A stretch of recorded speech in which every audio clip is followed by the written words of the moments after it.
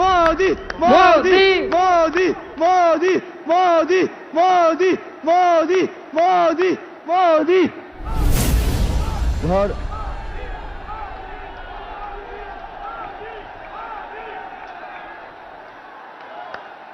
भारत माता की भारत माता की जय श्री राम जय श्री राम भारत माता की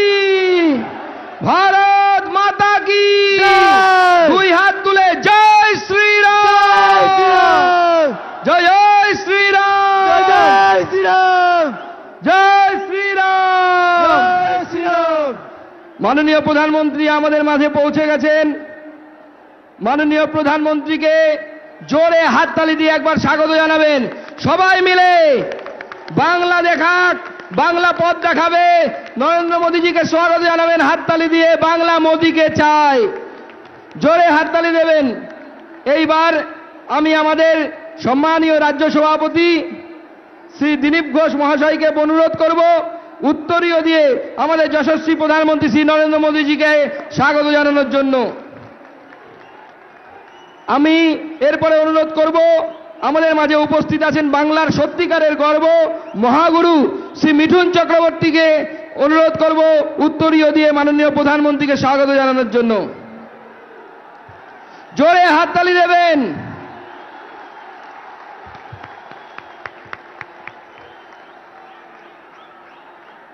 भारत माता की জয় ভারত মাতা কি ভারত মাতা কি।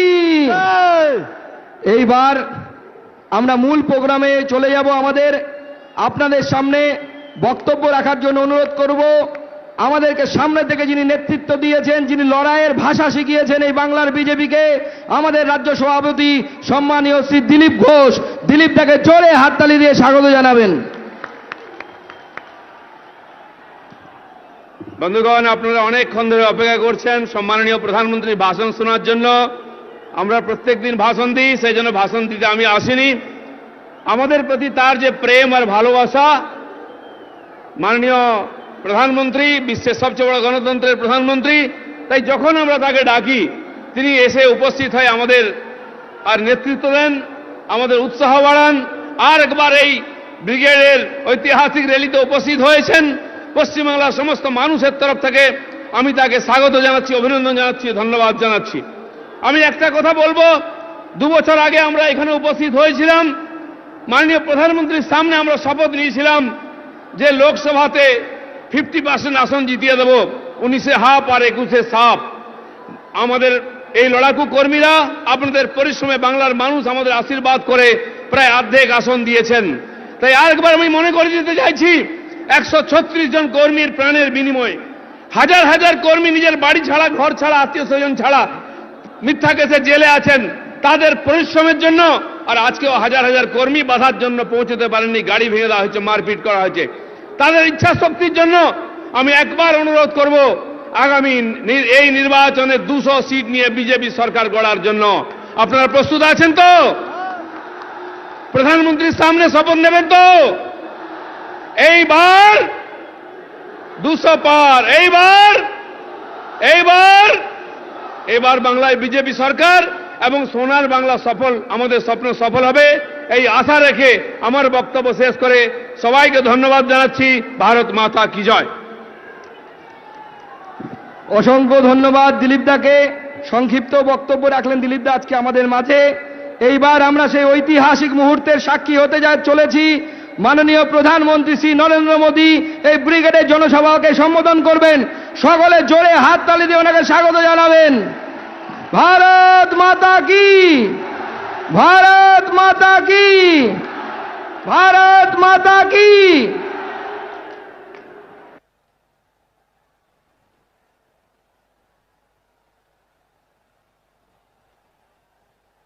भारत माता की,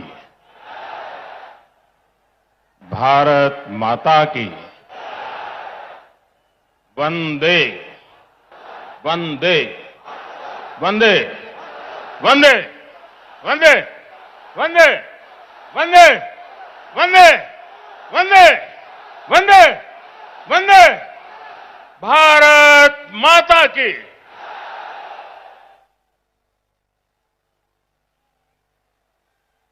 मंच पर विराजमान भारतीय जनता पार्टी के सभी वरिष्ठ नेतागण, पश्चिम बंगाल के, कोलकाता के बहनों और भाइयों को मेरा सादर प्रणाम।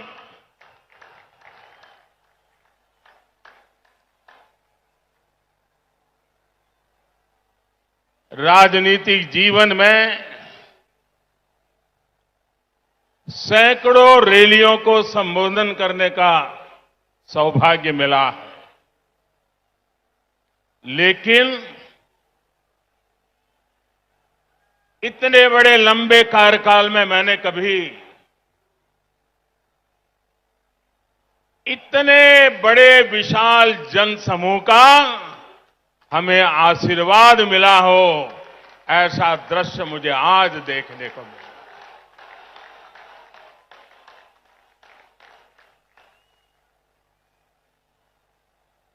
जब मैं हेलीकॉप्टर से देख रहा था,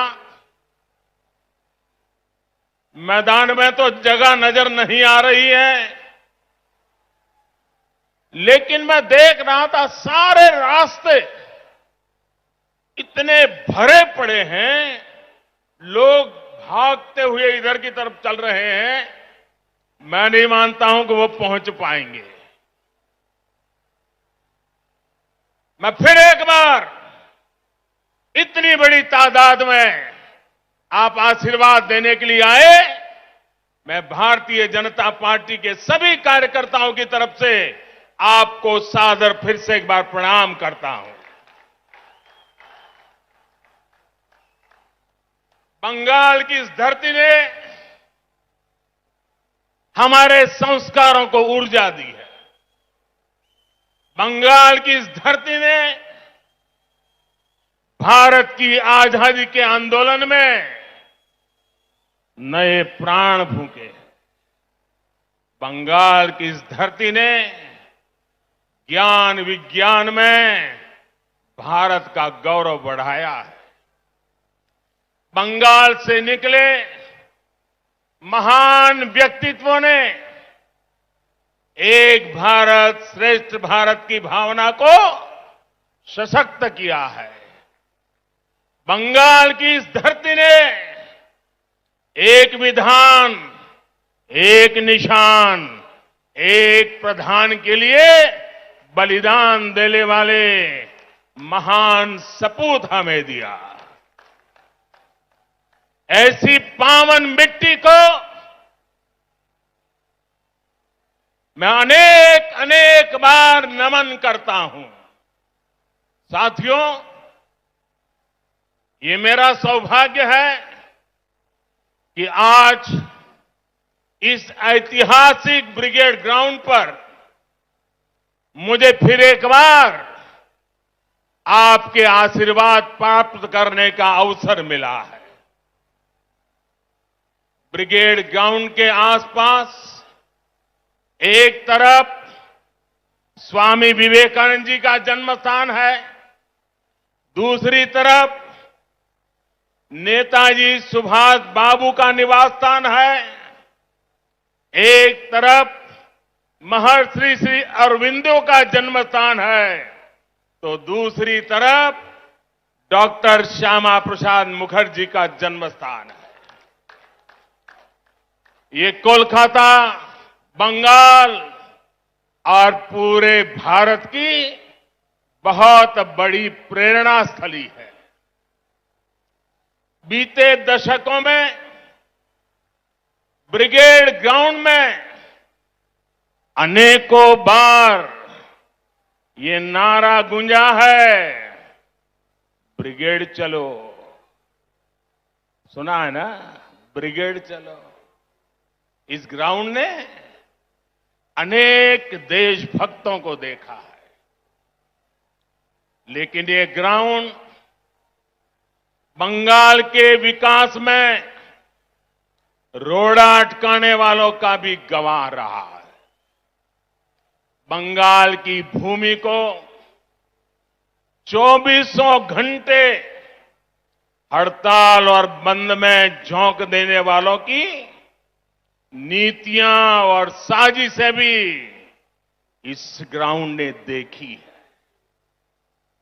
इन लोगों ने बंगाल की इस महान भूमि का जो हाल किया, वो पीढ़ी दर पीढ़ी बंगाल के लोगों ने सहा है, बर्दाश्त किया है। लेकिन ये बंगाल के लोगों की महानता है, ये बंगाल के लोगों की अदम्य इच्छा शक्ति है कि उन्होंने बंगाल में परिवर्तन की उम्मीदों को कभी छोड़ा नहीं। बंगाल ने परिवर्तन के लिए ही ममता दीदी पर भरोसा किया था, लेकिन दीदी और उनके काडर ने आपका ये भरोसा तोड़ दिया, आपके सपनों को चूर चूर कर दिया। ये वो लोग हैं जिन्होंने बंगाल का विश्वास तोड़ा। इन लोगों ने बंगाल को अपमानित किया,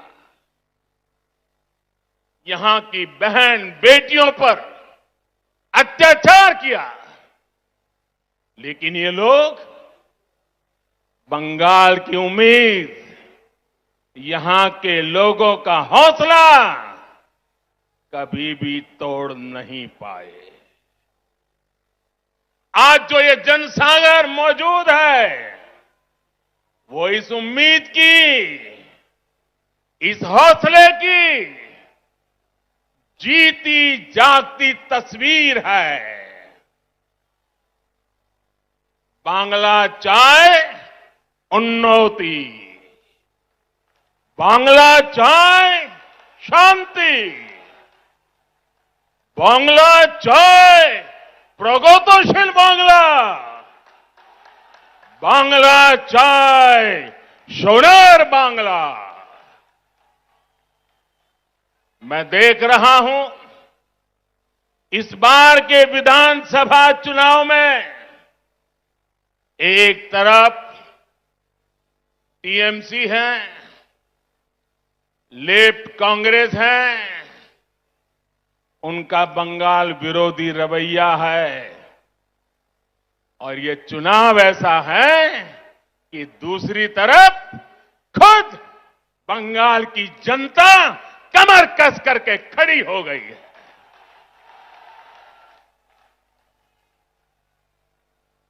आज भाजपा को आशीर्वाद देने के लिए लाखों लोगों का यहां आना, लाखों लोगों का पूरे प्रदेश भर में निरंतर आशीर्वाद बनाए रखना, सामान्य मानवी हो, बंगाल के बौद्धिक जन हो, कला जगत के लोग हो, सभी अपना प्रेम, अपने आशीर्वाद बरसा रहे हैं। सबके दिल में एक ही इच्छा है, हमारा बंगाल विकास की नई ऊंचाई पर पहुंचे। आज तो हमारे बीच बांग्लार छेले मिठुन चक्रवर्ती जी भी है। उनकी जीवन गाथा संघर्ष और सफलता के अद्भुत उदाहरणों से भरी हुई है। अपनी सफलता का पुण्य वो लोकनाथ बाबा के आशीर्वाद से सामान्य जनों तक पहुंचा रहे हैं। साथियों, आज ब्रिगेड ग्राउंड में आप लोगों की हुंकार, ये हुंकार सुनने के बाद अब किसी को कोई संदेह नहीं रह जाएगा। शायद कुछ लोगों को तो लगता होगा आज 2 मई आ गई है।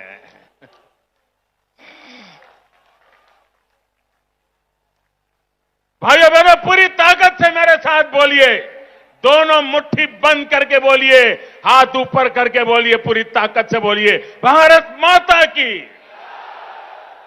भारत माता की। साथियों, भारत माता के इस जयकारे की गूंज बंगाल के कोने कोने तक जा रही है। भारत माता के आशीर्वाद से सोनार बांग्ला का संकल्प जरूर सिद्ध होके रहेगा।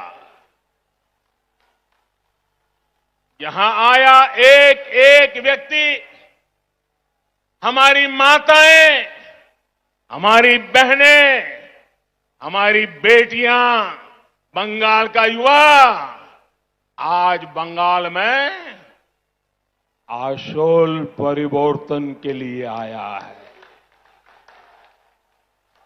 आशोल परिवर्तन।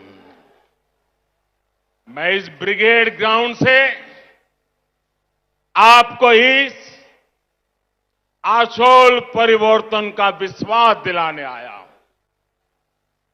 विश्वास बंगाल के विकास का, विश्वास बंगाल में स्थितियों को बदलने का, विश्वास बंगाल में निवेश बढ़ाने का, उद्योग बढ़ाने का, विश्वास बंगाल के पुनर्निर्माण का, विश्वास बंगाल की संस्कृति और यहां की परंपराओं की रक्षा का। मैं विश्वास दिलाने आया हूं कि आपके लिए, यहां के नौजवानों के लिए, यहां के किसानों के लिए, उद्यमियों के लिए, यहां की बहनों बेटियों के विकास के लिए हम 24 घंटे दिन रात मेहनत से काम करेंगे। हम मेहनत करने में कोई कमी नहीं रखेंगे। हम पल पल आपके लिए जिएंगे। हम पल पल आपके सपनों के लिए जिएंगे। ये विश्वास दिलाने में आया। हम आपकी सेवा करेंगे, आपका आशीर्वाद लेंगे। आपका दिल सिर्फ चुनाव में नहीं, हर पल आपका दिल जीतते रहेंगे। अपने काम के द्वारा, सेवा के द्वारा, समर्पण के द्वारा, परिश्रम के द्वारा। यहां जो भाजपा की सरकार बनेगी, उसकी नीति, उसके निर्णयों में बंगाल के लोगों का हित ये सुप्रीम होगा। बंगाल के लोगों का हित ये सर्वोपरि होगा। यहां जो भाजपा की सरकार बनेगी, आशोल परिवर्तन का मंत्र उसकी प्रेरणा होगा, उसके परिश्रम का आधार होगा।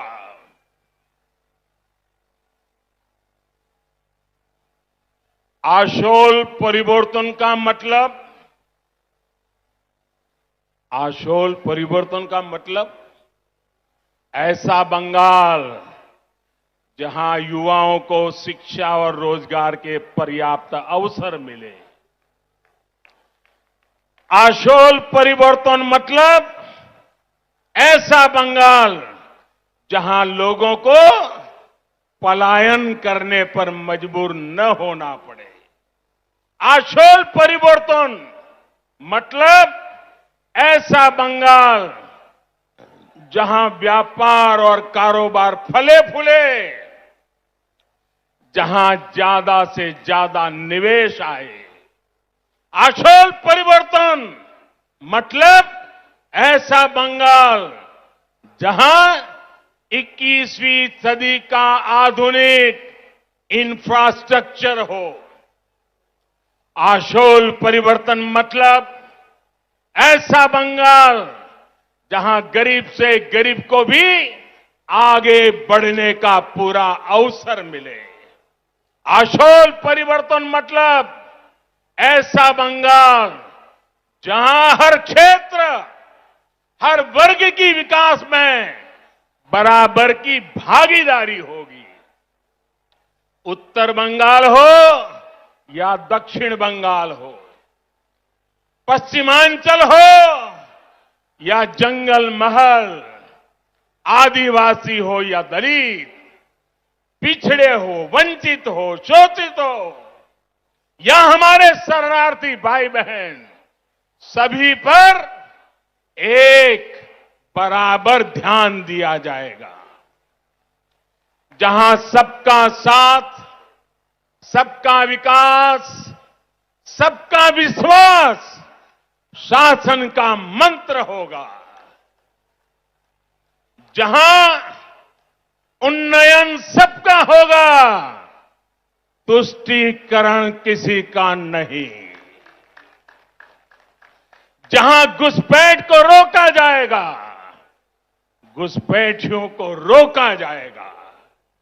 साथियों, गुलामी का इतना बड़ा कालखंड भी बंगाल की क्षमता, बंगाल के सामर्थ्य को कम नहीं कर सका था। आजादी के इन 75 वर्षों में बंगाल ने जो खोया है, बंगाल से जो छीना गया है, वो मुझसे ज्यादा आप लोग ज्यादा अच्छी तरह जानते हैं।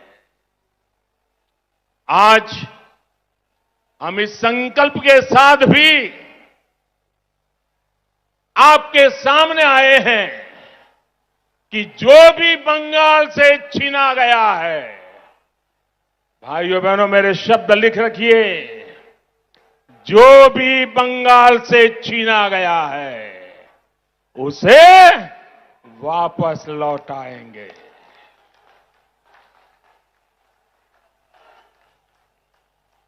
आज जब भारत अपनी आजादी के 75 वर्ष में प्रवेश कर रहा है, तो बंगाल एक नई ऊर्जा, एक नए संकल्प के साथ आगे बढ़ेगा।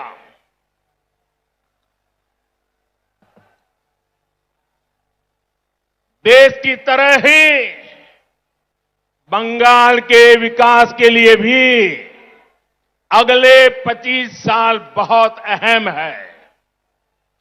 इन 25 वर्षों की शुरुआत का पहला पड़ाव ये विधानसभा चुनाव है। अगले 5 वर्षों में बंगाल का विकास अगले 25 वर्षों के विकास का आधार बनाएगा। इसलिए इस बार आप सिर्फ बंगाल में सरकार बनाने के लिए वोट नहीं देंगे, लेकिन बंगाल को बनाने के लिए, बंगाल को विकास की नई ऊंचाई पर पहुंचाने के लिए वोट डालेंगे। जब 2047 में 25 साल के बाद देश जब आजादी के 100 साल मनाएगा, तब बंगाल सारे हिंदुस्तान को फिर से एक बार आगे ले जाने वाला बंगाल बन जाएगा। बंगाल में पोर्ट से लेकर के एक्सपोर्ट तक, टी से लेकर टूरिज्म तक, माछ की बात हो या भात की बात, पश्चिम बंगाल की माटी और समंदर में सब कुछ है जो जीवन को बेहतर बनाने के लिए जरूरी है। बस यही नीति साफ नियत के साथ आगे बढ़ने की जरूरत है। यहां बनने वाली भाजपा सरकार, एनडीए सरकार इसी सोच से आगे बढ़ेगी। भाइयों और बहनों, कोलकाता तो सिटी ऑफ जॉय है। कोलकाता के पास समृद्ध अतीत की विरासत भी है और भविष्य की संभावनाएं भी है। ऐसा कोई कारण नहीं है कि कोलकाता के कल्चर को सुरक्षित रखते हुए इसे सिटी ऑफ फ्यूचर न बनाया जा सके। कुछ दिन पहले ही देश के टॉप शहरों की लिस्ट निकली है। ये हर बंगाल वासी की अपेक्षा है कि कोलकाता भी इस लिस्ट में टॉप के शहरों में हो। इसके लिए चाहे कनेक्टिविटी सुधारना हो, नए नए उद्योगों की स्थापना हो, टेक्नोलॉजी का विस्तार करना हो, स्टार्टअप के लिए बेहतर माहौल बनाना हो, हम पूरे कमिटमेंट के साथ काम करेंगे। आपने देखा होगा कोलकाता मेट्रो का विस्तार अब और तेजी से किया जा रहा है। केंद्र की हमारी सरकार ने कोलकाता की धरोहरों को सजाने संवारने के लिए अनेक प्रयास किए हैं। जब कोलकाता में विकास का डबल इंजन लग जाएगा तो वो रोड़े, वो अड़चने भी खत्म हो जाएगी जो भी कदम कदम पर हमें अनुभव होती है।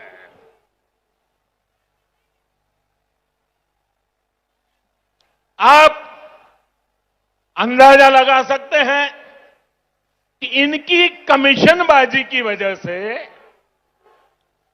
कोलकाता एयरपोर्ट से जुड़े हुए कई काम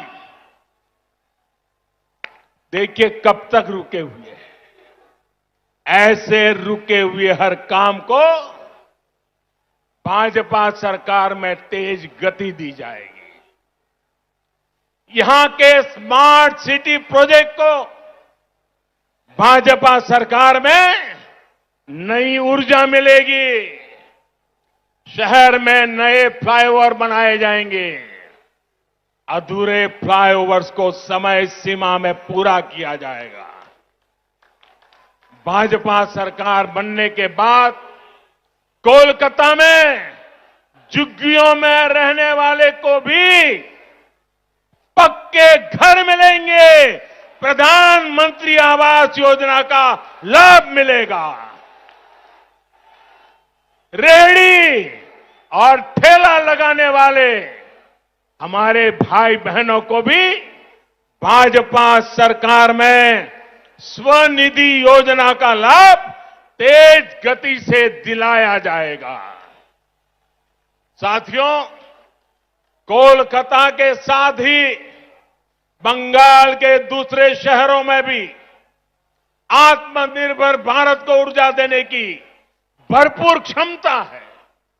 भाजपा सरकार में इन शहरों के इंफ्रास्ट्रक्चर को आधुनिक बनाया जाएगा ताकि वहां पढ़ाई, कमाई और बुजुर्गों के लिए दवाई के नए साधन विकसित किए जा सके। पश्चिम बंगाल में फूड प्रोसेसिंग और पोर्ट लेड डेवलपमेंट की भरपूर संभावनाएं है। आत्मनिर्भर भारत अभियान के तहत इन उद्योगों में निवेश को यहां प्रोत्साहित किया जाएगा। इससे किसानों से लेकर मछुआरों तक हर किसी को लाभ मिलेगा।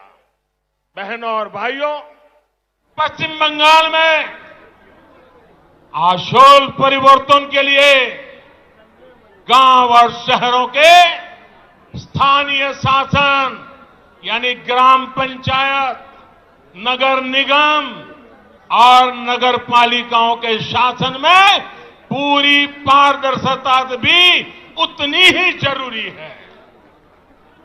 इस लोकतांत्रिक व्यवस्था को जिस तरह से तहस नहस किया गया है वो आप भली भांति जानते हैं। इस व्यवस्था को बंगाल में भाजपा फिर से मजबूत करेगी। सरकारी सिस्टम पर, पुलिस पर, प्रशासन पर जनता का विश्वास जागे, हम वो परिवर्तन लेके रहेंगे, ये हम लाएंगे।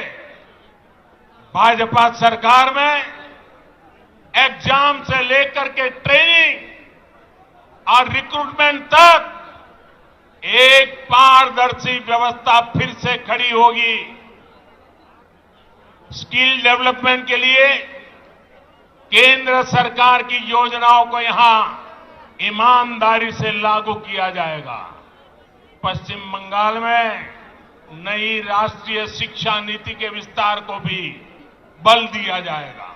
इंजीनियरिंग, डॉक्टर, टेक्नोलॉजी, ऐसे विषयों की पढ़ाई बांग्ला भाषा में भी हो, इस पर भी जोर दिया जाएगा। अंग्रेजी नहीं जानता, इसलिए गरीब का बच्चा, गरीब की बेटी अब डॉक्टर बनने के सपने से दूर नहीं रहेगी। गरीब का बच्चा, गरीब की बेटी भी वो डॉक्टर बन पाए, वो इंजीनियर बन पाए। झुग्गी झोपड़ी में पढ़ाई करके निकला हुआ बच्चा भी बंगाल का नाम रोशन करे, ये व्यवस्था हम बनाना चाहते हैं। साथियों, हमारा लक्ष्य सिर्फ पश्चिम बंगाल में सत्ता का परिवर्तन करना नहीं है, यही एकमात्र उद्देश्य नहीं है। हम बंगाल की राजनीति को विकास केंद्रित राजनीति की तरफ ले जाना चाहते हैं। 5 साल बर्बाद हो चुके हैं, अब बंगाल को बर्बाद होने का अवसर किसी को नहीं देना चाहिए। और इसलिए हम आशोल परिवर्तन की बात कर रहे हैं। और आशोल परिवर्तन के इस महायज्ञ में बंगाल के लोगों को भी ये भी याद रखना है कि उनके साथ किस तरह का छल बार बार लगातार कैसा छल किया गया है, इसे भूलना नहीं। साथियों, आजादी के नारे पर कांग्रेस सत्ता में आई थी। आजादी के बाद कुछ समय काम हुआ, लेकिन फिर बंगाल पर वोट बैंक की राजनीति हावी होती चली गई। इस राजनीति को वामपंथियों ने बढ़ाया और आगे लिया, और वामपंथियों ने तो नारा दिया। आपको याद होगा, बंगाल के लोगों को याद होगा, वामपंथी क्या कहते थे? कांग्रेसेर कालो हाथ, कांग्रेसेर कालो हाथ भंगे दाओ गुड़िए दाओ।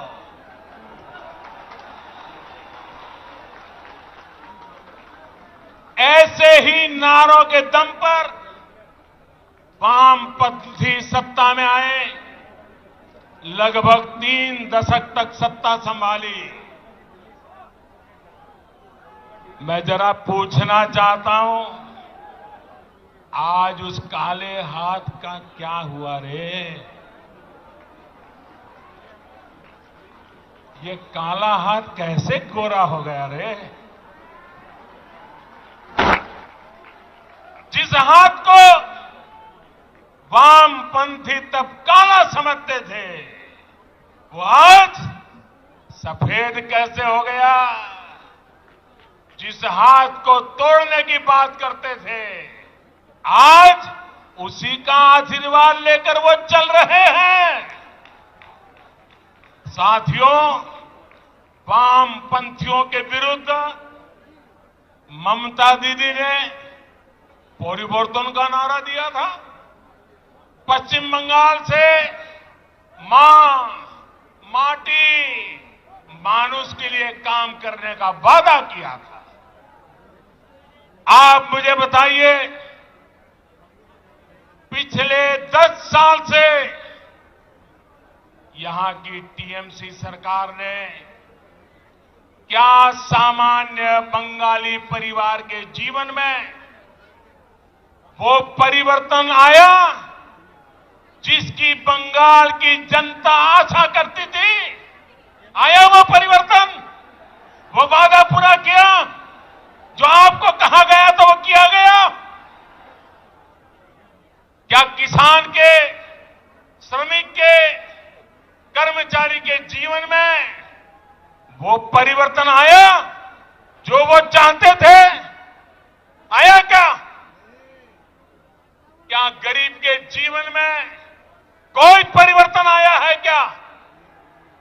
गरीब और गरीब हो ऐसा काम उन्होंने किया है कि नहीं किया है?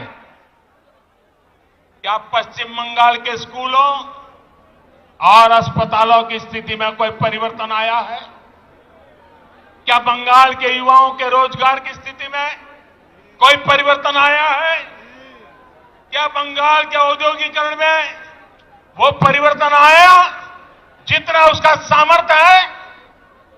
क्या दशकों से चली आ रही खून खराबे की राजनीति में परिवर्तन आया क्या? साथियों,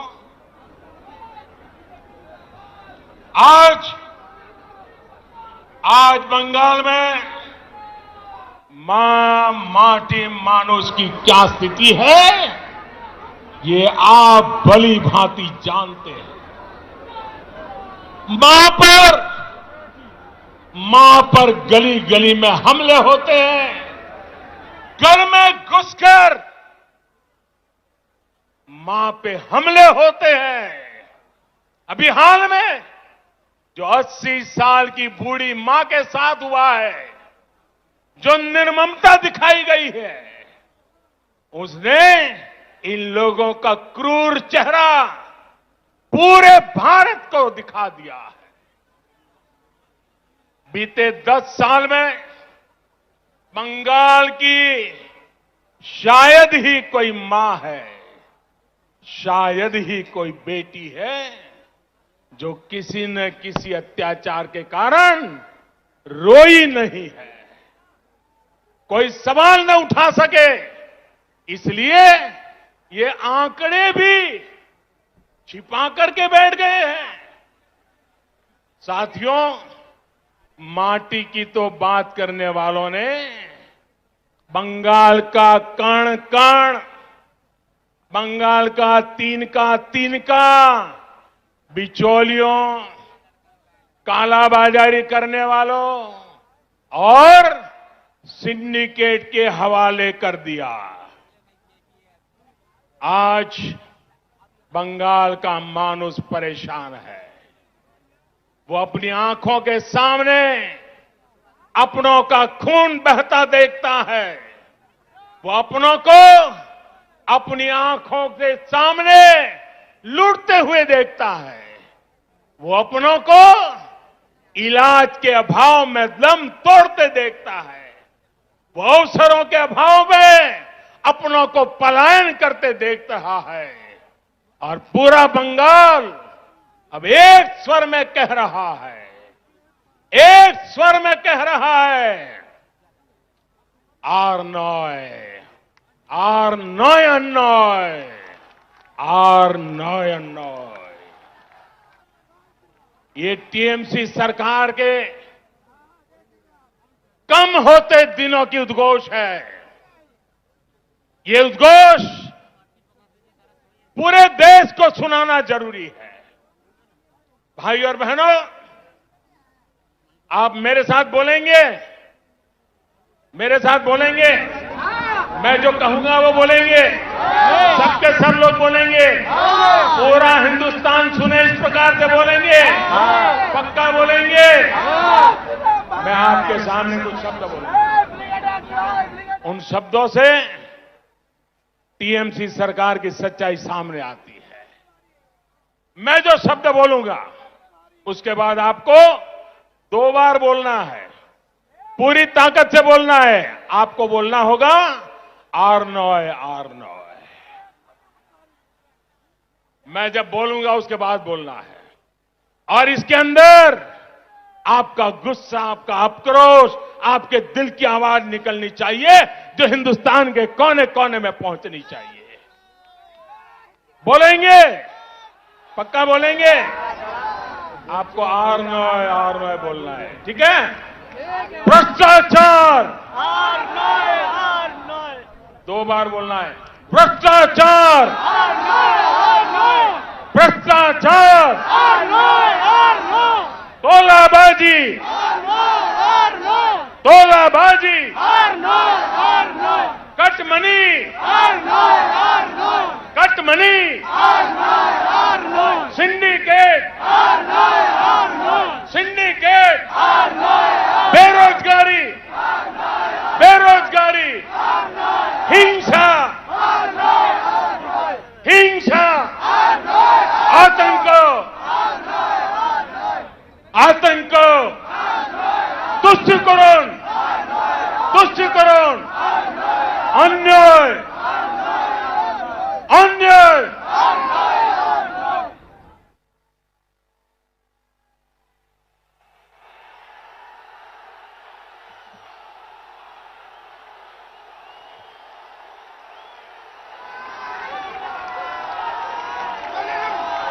दीदी,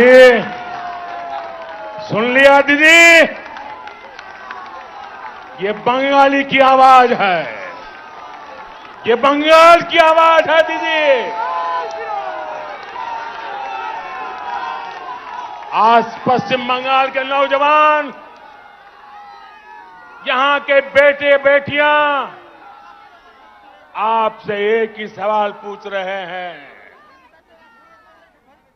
दीदी, बंगाल की जनता 10 साल के अनुभव के बाद आपको एक ही सवाल पूछ रही है।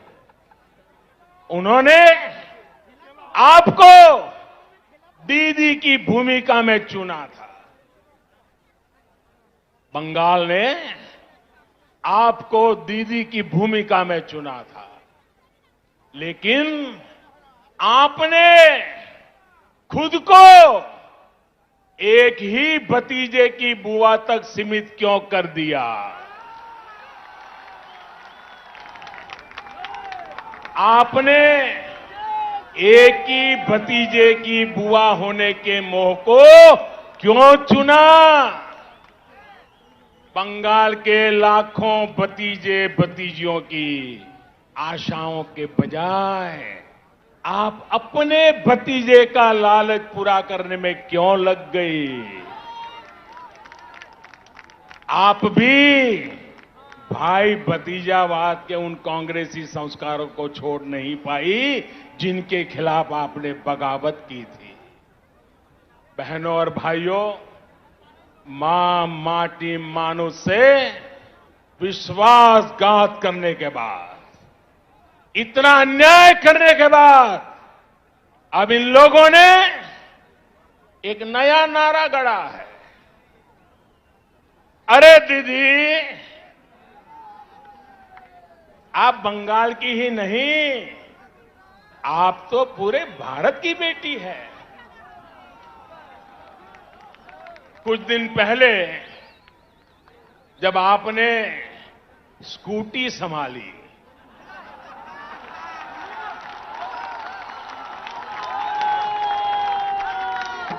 तो सब लोग प्रार्थना करते थे आप सकुशल रहे, आपको चोट न लग जाए।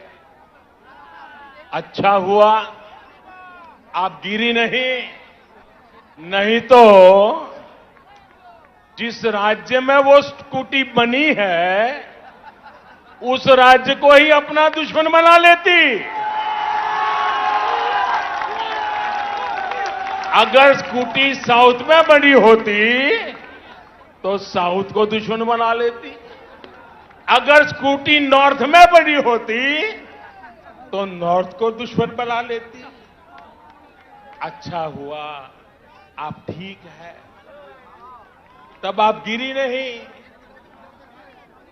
जब आपकी स्कूटी भवानीपुर जाने के बाद बदल नंदीग्राम की तरफ मुड़ गई,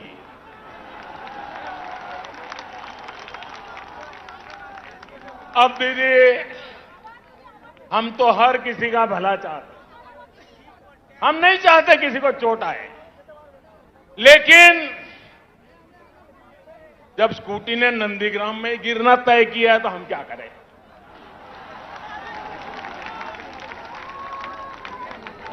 साथियों, ये संयोग ही है कि अंतर्राष्ट्रीय महिला दिवस से एक दिन पहले मैं बंगाल की इस पवित्र धरती को प्रणाम करने आया। ये वो धरती जिसने मां शारदा देवी, मातंगिनी हाजरा, रानी रासमोनी, प्रीति लता वादेदार, सरदार देवी चौधरानी, कामिनी राय जैसी अनेक होनहार बेटियां भारत को दी। ये मेरा सौभाग्य है कि बीते 6 साल में केंद्र सरकार की हर योजना के केंद्र में हमारी बेटियां रही है, हमारी बहनें रही हैं, हमारी माताएं रही हैं। आज गरीब को अपना पक्का घर भी मालकिन के नाम से ही मिल रहा है।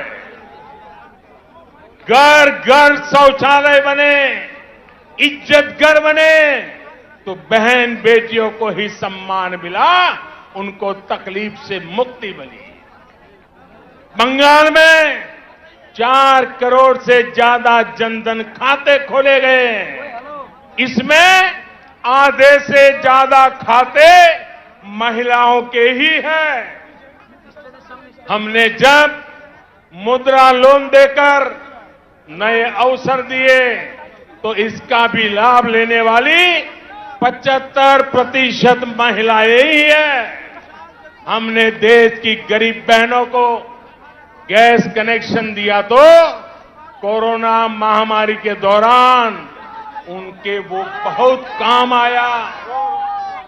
पश्चिम बंगाल की लाखों बहनों को कोरोना काल में मुफ्त गैस सिलेंडर दिए गए।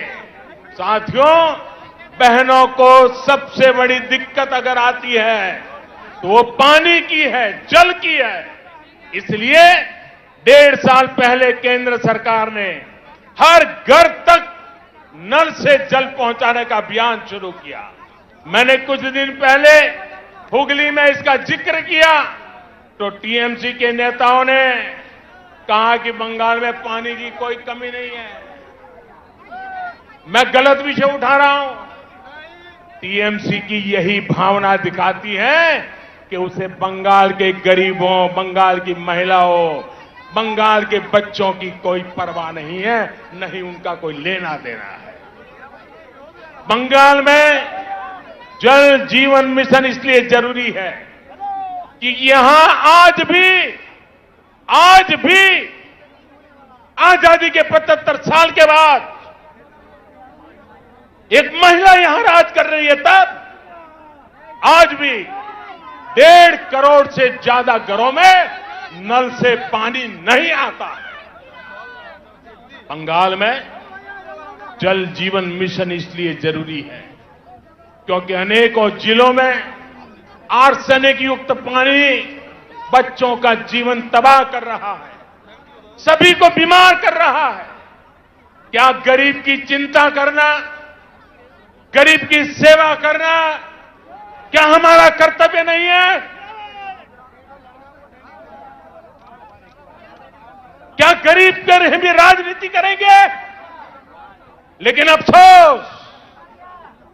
अफसोस है साथियों कि देश में टीएमसी सरकार गरीबों पर झूठ बोल के राजनीति करने पर तुली हुई है।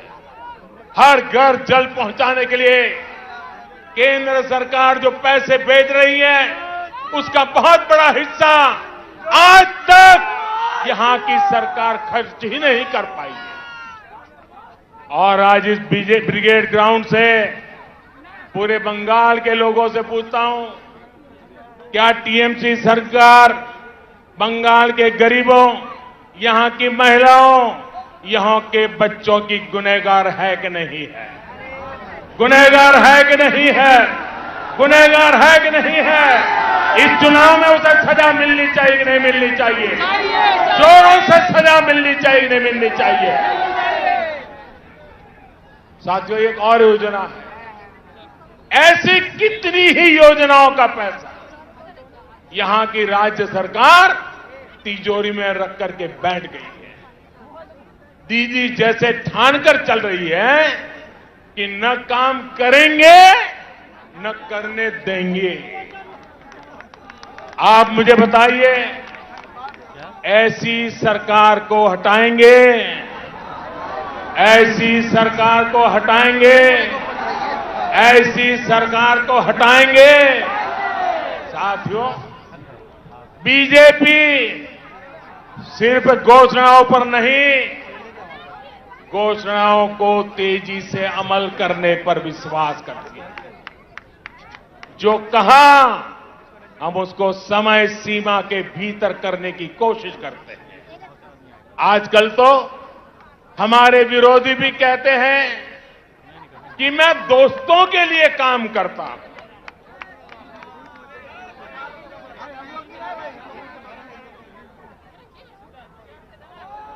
हमें कहा जाता है कि मोदी अपने दोस्तों के लिए काम करता है। हम सब जानते हैं, बचपन में हम जहां पले बड़े होते हैं, जिनके बीच में खेले होते हैं, जिनके साथ पढ़े होते हैं, वो हमारे पक्के दोस्त होते हैं, जीवन भर के पक्के दोस्त होते हैं। मैं भी गरीबी में पला बड़ा और इसलिए उनका दुख दर्द क्या है, चाहे वह हिंदुस्तान के किसी भी कोने में क्यों न हो, क्योंकि वो मेरे दोस्त हैं, मैं उसे भली भांति अनुभव कर सकता हूं। मुझे इसके लिए किताब नहीं पढ़नी पड़ती है, न कोई वीडियो देखना पड़ता है, न कोई तस्वीर देखनी पड़ती है, क्योंकि मैं इसे अनुभव करता हूं। और इसलिए मैं दोस्तों के लिए काम करता हूं और मैं दोस्तों के लिए ही काम करूंगा। भाइयों बहनों, मैं बंगाल के अपने दोस्तों के लिए काम कर रहा हूं। मैंने अपने दोस्तों को बंगाल में लगभग 90 लाख गैस कनेक्शन दिए हैं। मैंने अंधेरे में जी रहे अपने बंगाल के 7 लाख से अधिक दोस्तों को मुफ्त बिजली कनेक्शन दिया है। मैंने अपने दोस्तों के लिए बंगाल में 60 लाख से ज्यादा शौचालय, इज्जत घर बनवाए हैं। मैंने अपने दोस्तों के लिए बंगाल में 32 लाख से अधिक पक्के घर स्वीकृत किए हैं। दलित हो, पिछड़े हो, पीड़ित हो, शोषित हो, वंचित हो, सभी दोस्तों को इन योजनाओं का लाभ मिला है। और साथियों, बंगाल के चाय वाले, यहां के टी गार्डन में काम करने वाले, ये हमारे भाई बहन तो मेरे विशेष दोस्त हैं, क्योंकि मेरा चाय से जरा अलग ही नाता है। मेरे ऐसे कामों से उनकी भी अनेक परेशानियां कम हो रही हैं। हमारी सरकार के प्रयासों से मेरे इन चाय वाले दोस्तों को सोशल सिक्योरिटी स्कीम का भी लाभ मिलना तय हुआ है। किसी बीमारी की स्थिति में काम रुकने पर या फिर गर्भावस्था के दौरान महिला कर्मचारियों को दिक्कत न हो, इस पर जोर दिया जा रहा है। इस साल के बजट में मेरे इन चाय वाले दोस्तों के लिए 1000 करोड़ रुपए की विशेष योजना का ऐलान भी किया है, क्योंकि यही मेरे दोस्त हैं।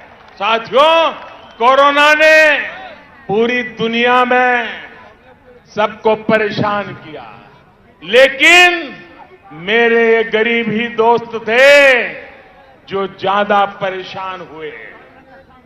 जब कोरोना आया तो मैंने अपने हर दोस्त को मुफ्त में राशन दिया, मुफ्त में गैस सिलेंडर दिया, करोड़ों रुपए बैंक खाते में जमा करवाए। दुनिया में कोरोना वैक्सीन इतनी महंगी है, लेकिन मैंने अपने दोस्तों के लिए सरकारी अस्पताल में मुफ्त में टीका लगाने का प्रबंध कर दिया।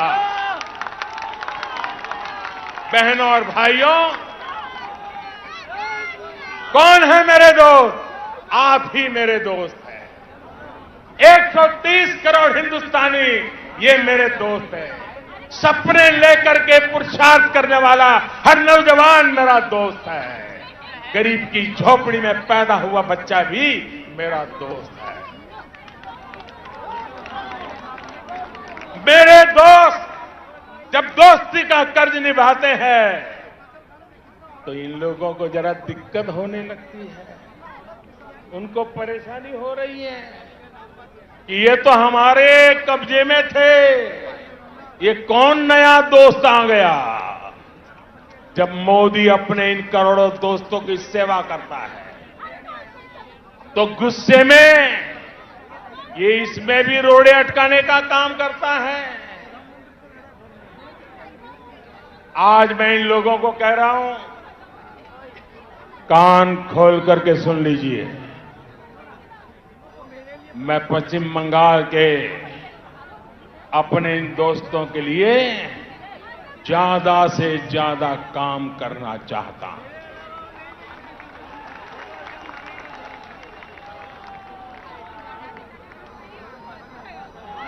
बंगाल सरकार रोक रही है, लेकिन मैं बंगाल के लाखों किसान दोस्तों के बैंक खाते में हजारों करोड़ रुपए सीधे जमा करना चाहता हूं।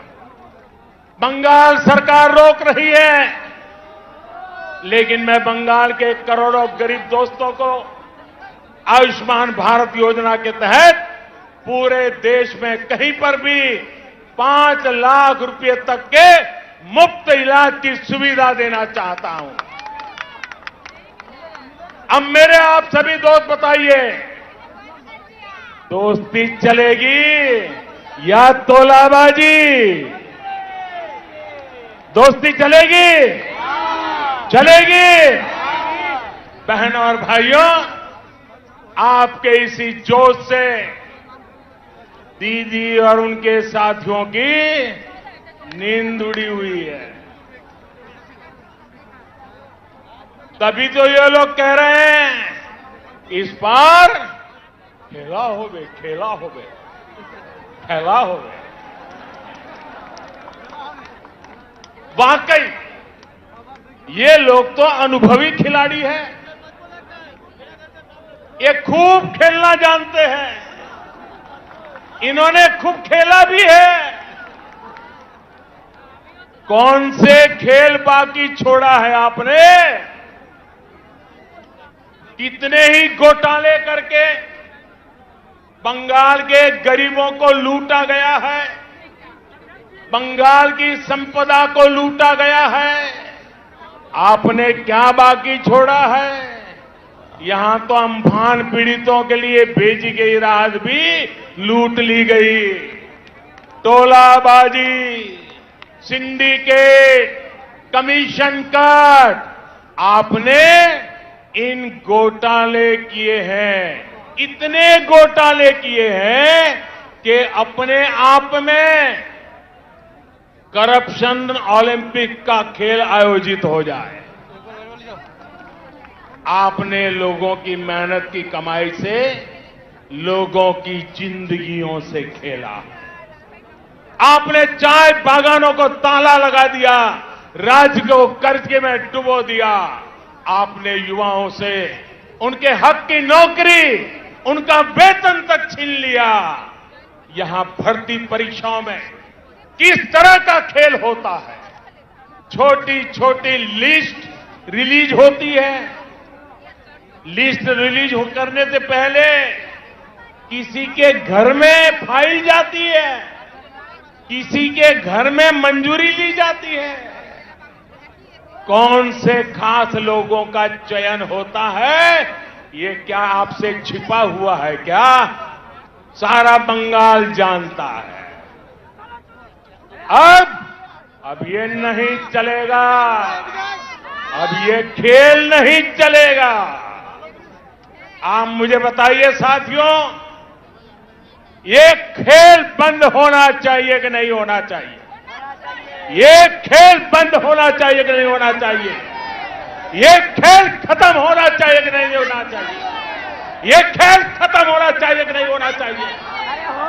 दीदी, ये आवाज सुनिए, ये शंखनाद सुनिए।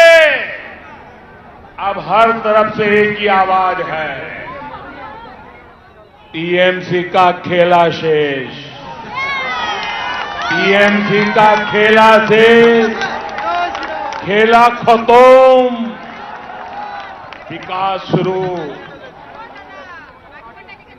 मेरा आपसे आग्रह है,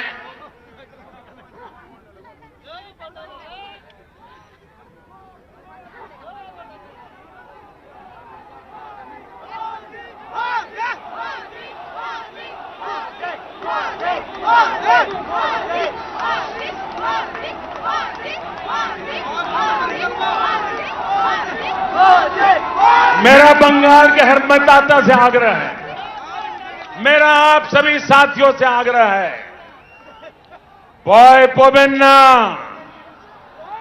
ভয় পাবেন না, निर्भय बीजेपी के वोट করুন, কুশাসনের বিরুদ্ধে ভোট করুন, বাংলাকে ভয় মুক্ত করুন।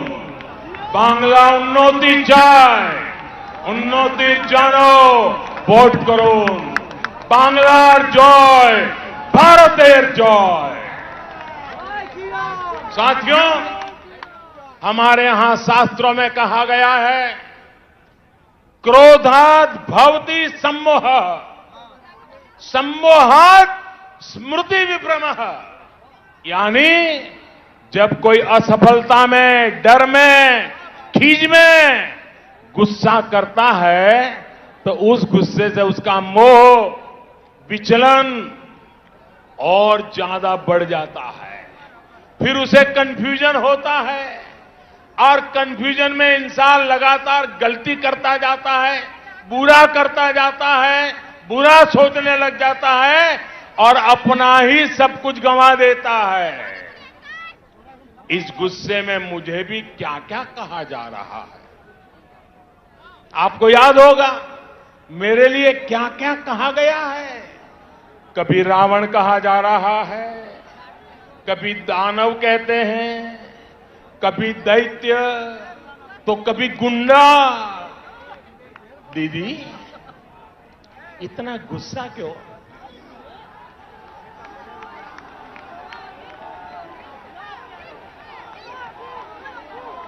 दीदी, इतना गुस्सा क्यों? राग केनो दीदी? कोथाए कोथाए घाल दो, ये तो राग केनो दीदी? अगर आज बंगाल में कमल खिल रहा है तो इसका कारण वही कीचड़ है जो आपकी पार्टी ने, आपकी सरकार ने यहां फैलाया। आपने बंगाल को विकास के बजाय बंटवारे की तरफ धकेला, इसलिए यहां कमल खिल रहा है। आपने बंगाल में क्षेत्र और संप्रदाय के नाम पर भेदभाव किया, इसलिए बंगाल में कमल खिल रहा है। आपने लोकतंत्र के नाम पर लूट तंत्र को बढ़ावा दिया, इसलिए बंगाल में कमल खिल रहा है। आपने गरीब को उसके हक से वंचित रखा, इसलिए बंगाल में कमल खिल रहा है। साथियों, दीदी को मैं बरसों से जानता हूं। ये वो दीदी नहीं है जिन्होंने वामपंथ के अत्याचार के विरुद्ध आवाज उठाई थी। दीदी पर अब उनका अपना भी बस नहीं है। दीदी का रिमोट कंट्रोल अब कहीं और है। इसलिए वो ऐसी बातें कर रही है जो बंगाल की मूल सोच के विरुद्ध है, जो बंगाल की परंपरा के विरुद्ध है। बंकिम बाबू, गुरुदेव टैगोर, स्वामी विवेकानंद, नेताजी जैसे महान सपूत जिन्होंने पूरे भारत को दिशा दिखाई, उन्हें टीएमसी की बाहरी सोच से कितना दुख होता होगा। भाजपा के लोगों को बाहरी बोलने वालों से पूछिए और जरा हिम्मत के साथ पूछिए, जरा पूछो तो जिस कांग्रेस पार्टी का नाम ले रहे हो, उस कांग्रेस पार्टी को जन्म किसने दिया था, स्थापना किसने की थी? क्या कांग्रेस पार्टी की स्थापना करने वाला बाहरी था का भीतरी था? जिस लेफ्ट ने, जिस वाम मार्गियों ने इतने वर्षे तक बंगाल पर राज किया, जिनकी विचारधारा मार्क्स लेनिन माओ पर आधारित है, वो बाहरी है या भीतरी? टीएमसी जो बंगाल की सत्ता में है, ये भी तो उन के कारण निकले हुए लोग हैं, जबकि भारतीय जनता पार्टी की स्थापना के मूल में ही बंगाली चिंतन है। भाजपा वो पार्टी है जिसकी स्थापना की प्रेरणा बंगाल के महान सपूत डॉक्टर श्यामा प्रसाद मुखर्जी की है। भाजपा वो पार्टी है जिसके विचारों में बंगाल की महक है। भाजपा वो पार्टी है जिसके संस्कारों में बंगालों की सुवास है, बंगाल की परंपरा की सुवास है। भाजपा वो पार्टी है जिसके डीएनए में बंगाल का सूत्र है। भाजपा वो पार्टी है जिस पर बंगाल का अधिकार है। भाजपा वो पार्टी है जिस पर बंगाल का कर्ज है। भाजपा ये कर्ज कभी चुका नहीं सकती, लेकिन बंगाल की माटी का तिलक लगाकर उसे विकास की नई ऊंचाई पर पहुंचाना चाहती है। साथियों, देश के सबसे बड़े राज्य से लेकर देश के सबसे छोटे राज्य तक मैं भारतीय जनता पार्टी के माध्यम से आज जनता की हम लोग सेवा कर रहे हैं। कमल के फूल में बंगाल की मिट्टी की खुशबू है, इसलिए ही कहा जा रहा है लोकसभा में टीएमसी हाफ, लोकसभा में टीएमसी हाफ, और इस बार पूरी साफ। इस बार पश्चिम बंगाल के भाजपा कार्यकर्ताओं से भी कहूंगा, और मैं आदरपूर्वक स्मरण करते हुए कहना चाहता हूं, आपके तप, आपके त्याग और आपका बलिदान हिंदुस्तान के कोटि कोटि भाजपा कार्यकर्ताओं के परिवारजन उनको प्रेरणा देता है। आपने बंगाल की जो लड़ाई लड़ी है, जो त्याग किया है, जो पुरुषार्थ किया है, मैं आज आपके उस तप को, आपके उस त्याग को, उसके तपस्या को आज मैं फिर बार आदरपूर्वक नमन करता हूं। साथियों, पश्चिम बंगाल के साथ जो हुआ वो कोई भूल नहीं सकता। भाजपा के हर कार्यकर्ता के परिवार को, पश्चिम बंगाल में अन्याय का शिकार हर व्यक्ति को न्याय दिलाने के लिए हम प्रतिबद्ध हैं। आपके हर प्रयास में मैं आपके साथ हूं। आप पूरे जोश और जुनून के साथ एक एक मतदाता तक पहुंचिए। बंगाल में डर और भय के पुराने दिन अब 2 मई से आगे नहीं चलने वाले हैं। मैं बंगाल के सरकारी कर्मचारियों से भी आग्रह करूंगा, बिना किसी राजनीतिक दल के दबाव में आए काम करिए। देश का संविधान, देश का लोकतंत्र सर्वोपरि है, उसके ऊपर कोई नहीं है। मैं पश्चिम बंगाल के हर वोटर से कहूंगा, लोकसभा चुनाव में आपका मंत्र था चुपचाप कोमल छाप। चुपचाप कमल था। ये इसका कमाल कर दिया था। आपके एक वोट की ताकत आपने कश्मीर से लेकर अयोध्या तक दिखी है। इस बार आपको जोर से छाप टीएमसी 7 के इरादे से आगे बढ़ना है। ये ब्रिगेड मैदान आज फिर से बंगाल में लोकतंत्र स्थापित करने जा रहा है और आप सभी उस क्षण के साक्षी बनेंगे। अब मैं आपसे फिर से एक बार कुछ बातें बुलवाना चाहता हूं। बोलेंगे? बोलेंगे? ये सारे शब्द बंगाल की इच्छा है। एक एक शब्द बंगाल का संकल्प है। ये आपका भी संकल्प है, ये मेरा भी संकल्प है। मैं जो शब्द बोलूंगा उसके बाद आपको एक सुर में बोलना है। ए बार, क्या बोलना है? ए बार बोलेंगे? ए बार बोलेंगे? पक्का बोलेंगे? আসল পরিবর্তন, আসল পরিবর্তন, আসল পরিবর্তন। চাকরি, চাকরি, महिला सुरक्षा, महिला सुरक्षा, कृषक सुरक्षा, कृषक सुरक्षा, विकास, विकास, सुशासन, सुशासन, Sonar Bangla, Sonar Bangla, BJP, BJP, BJP, BJP. हम सभी का संकल्प जरूर पूरा होगा। इसी विश्वास के साथ आप सभी का एक बार फिर मैं बहुत बहुत आभार व्यक्त करता हूं। दोनों मुट्ठी बंद करके पूरी ताकत से बोलिए मेरे साथ, भारत माता की, भारत माता की, भारत माता की, भारत माता की। वंदे वंदे वंदे वंदे वंदे वंदे वंदे वंदे वंदे वंदे वंदे वंदे वंदे।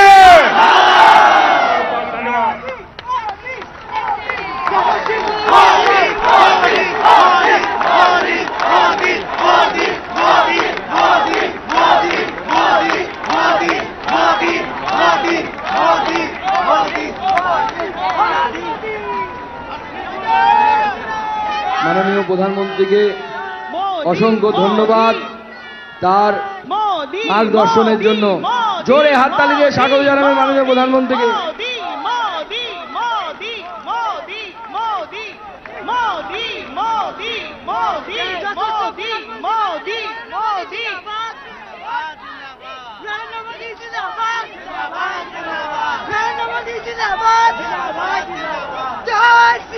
भारत माता की, भारत माता की, भारत माता की जय श्री राम। জোরে হাততালি দিয়ে প্রধানমন্ত্রীকে ধন্যবাদ জানাবেন। আপনারা সকলে মিলে আমরা হাততালি দিয়ে ধন্যবাদ জানাবো। উনি কর্মব্যস্ততার